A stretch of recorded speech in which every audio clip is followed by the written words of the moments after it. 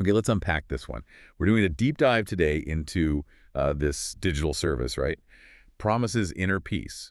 Has something like 66 million downloads. Huge number. But yeah, the weird thing is the reviews. It's like two totally separate realities happening. Exactly. You either get people saying, this changed my life, or you get, well, it's a billing trap, causing the exact opposite of peace. Right. Stress about money. So our job here is to figure this out. Hmm. Is the product itself good? Does it work? Or is this just, another app playing games? We need to separate the actual mental health stuff from these reports of financial chaos. Give you the whole picture. Okay, so where do we start? The product itself. Does it actually do what it claims? Well, yeah, that's what's so interesting. The science, it's actually really solid. Legit. Oh, really? Like Okay. peer-reviewed solid? With the peer-reviewed studies, we found sources showing just 10 days of using it can cut measured stress by 32%, which is significant. 32% in 10 days. Wow, okay. So that's not just marketing fluff. Not at all. And get this, one study even found the app's techniques were more effective than traditional mindfulness classes. Huh.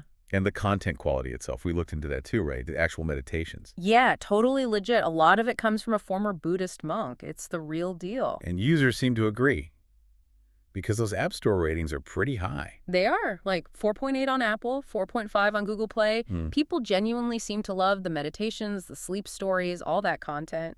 So the product does seem to deliver peace. Okay, so the core product works. People like it. It helps.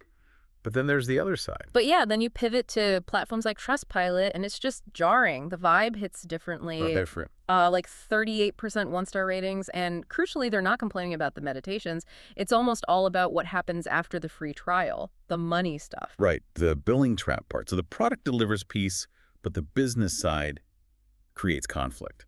How does that trap actually work? It seems to kick off with that free trial, the 14-day one, Yeah. which sounds standard, but... But it's not just a trial. Well, it is, but signing up for it is apparently also signing you up for a full year. A $70 charge, give or take, if you forget to cancel it in time. Okay. Auto renewal is, well, annoying, but pretty common. Usually, though, if you miss it by a day, you can sort it out, right? Get a refund if you haven't used it. See, that's the kicker. Not here, apparently. The key thing seems buried in the terms and conditions. Section 3.4. And what does Section 3.4 say? Let me guess. Pretty much. Sources quoted as saying, no refunds ever. Just flat out, no refunds ever. So, wait, ever? Even if you cancel, minutes after the charge hits because you forgot. No grace period, no pro rata, nothing. Seems like it. No exceptions mentioned, no prorating, just nope. Wow. Okay, that's not standard auto renewal. That feels designed to catch people, to trap them, like the reviews say. And the communication, or lack thereof, supports that idea. Our sources say users get absolutely zero warning emails before that big annual charge hits their card. No heads-up email. Your trial is ending. You'll be charged soon. Nothing. Zero. Apparently, the expectation is you, the user, track that date perfectly yourself. How do they even justify that? Yeah. Especially for a wellness app. Promoting calm while setting up financial ambushes. It feels off. And it gets worse if you do get charged and try to fight it. The customer service stories are something else. Like what? We found cases where people tried to cancel after the charge, and support apparently told them they needed to give 24 hours notice before canceling, which makes no sense after you've been charged. That's Kafka-esque. You need to warn them you're canceling after they've already taken the money. Exactly. And the most, let's say, telling example we found. Someone got charged the $69.99 fee after literally ignoring the app for a whole year, 12 months. Didn't use it for a year, got charged, and wanted a refund. Seems reasonable. You'd think. They took it to the Better Business Bureau, the BBB. Fought it. Okay, so the BBB got involved. What happened? Get this. The company apparently promised the BBB investigators they would issue the refund. Twice. Twice they promised the BBB. Yep. But according to the sources, the user never got the money. Nothing. Wow. So, promising the investigators one thing and doing another, that suggests it's not just an accident, maybe.